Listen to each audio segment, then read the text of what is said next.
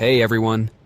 Today we're diving into the epic world of Gladiator II and the stunning real-world locations that bring this much-anticipated sequel to life.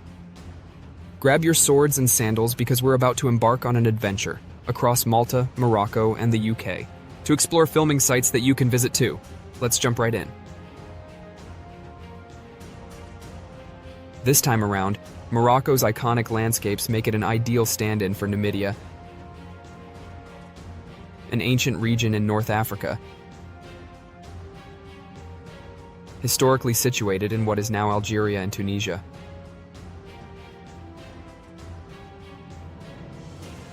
In Gladiator II, Numidia is the place Lucius, played of course by Paul Mescal, goes to seek refuge, away from the turmoil of Rome. Much of the Moroccan filming took place in Ouarzazate, known as the Hollywood of the Sahara. This town and its surrounding areas not only hosted the first Gladiator film, but also other major productions, such as Lawrence of Arabia and The Mummy, and it's not hard to see why. The city's Ait Ben Haddou, an ancient Khazar, or fortified village, is a UNESCO site and served as a significant filming location due to its authentic desert architecture and medieval atmosphere. The scenes in Morocco capture some of Lucius's most challenging moments. Paul Mescal commented on the intensity of filming in Morocco during summer, describing the challenges of shooting in high heat while in armor. Ouarzazate offers a unique opportunity to walk through cinematic history. You can tour famous studios such as the Atlas Studios, or trek into the dunes of the Sahara.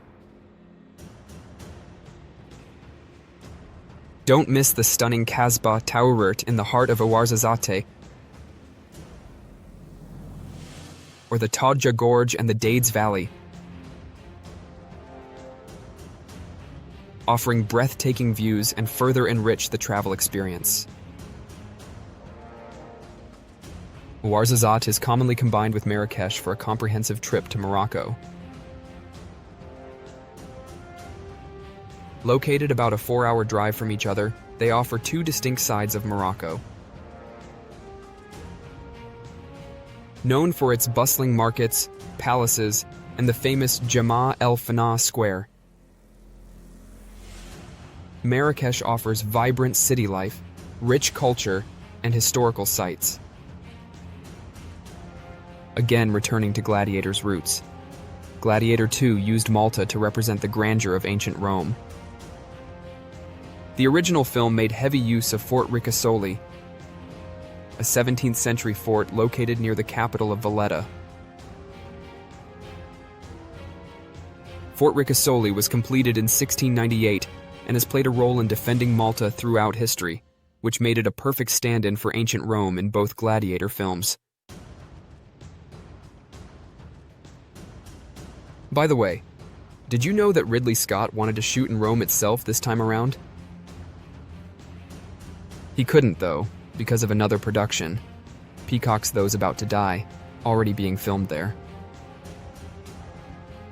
Denzel Washington, who plays Macrinus, commented how the director went all out to recreate ancient Rome's environment with realistic, grand sets. He said, "What Ridley did, which was great, is he built Rome. When we would walk around, you were in Rome." So, in the sequel, Fort Ricasoli is transformed once again into Rome, this time featuring intricate new set designs for battle arenas and Roman forums, giving fans a nostalgic nod to the original movie, while adding an updated look for Lucius's story.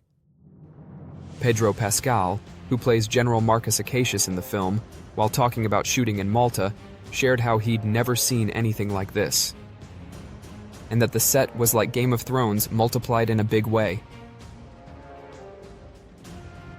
As most of you know, Malta heavily featured in this epic series, as did Fort Ricasoli. Filming took place around Valletta's historic streets as well, with their limestone walls and narrow alleys enhancing the sense of ancient Rome's bustling political heart. Fans who visit Malta can experience this history firsthand. Don't miss the Upper Baraka Gardens for panoramic views of the harbor, and the Grand Master's Palace for a glimpse into Malta's historical wealth. Fort Ricasoli itself is usually closed, but special tours occasionally open for film enthusiasts. As an alternative, travelers can explore the historic three cities, Birgu, Senglea, and Cospicua, across the Grand Harbor, providing great views of the fort. You can also take a guided tour with local film tourism companies to visit various film locations. And if you're wondering, Malta has some nice beaches too. Check out Golden Bay, for example. Perfect after a long day of sightseeing. The final filming location for Gladiator II is Devil's Dyke in Sussex, England. The lush, rugged hills of Devil's Dyke contrast sharply with the arid deserts of Morocco and the fortified structures of Malta. Devil's Dyke is a naturally formed V-shaped valley with ancient roots dating back to prehistoric times. This scenic valley in the South Downs National Park was chosen for some reshooting. And it is definitely not hard to see why. Filming in the UK wasn't new for Ridley Scott, who also used Bournemouth in Surrey as a filming location for the original Gladiator. For film fans and history lovers, Devil's Dyke is a must-see, offering beautiful hiking trails, sweeping views, and the chance to experience the landscapes used to recreate the film's pivotal moments. Travelers can easily combine Devil's Dyke with a visit to Brighton, where they can explore Brighton's Royal Pavilion, a historic palace with exotic architecture, and the Brighton Pier for a touch of classic English seaside culture. From London, you can get to Devil's Dyke in about 2 hours by car or train and local bus. And that's a wrap, guys. These locations don't just add visual depth, they're also destinations rich in history and culture, making them well worth a visit. If you enjoyed this video, please consider subscribing. And if this video gave you some ideas for your next trip, why not check out this video about the filming locations of SSU's Craven the Hunter?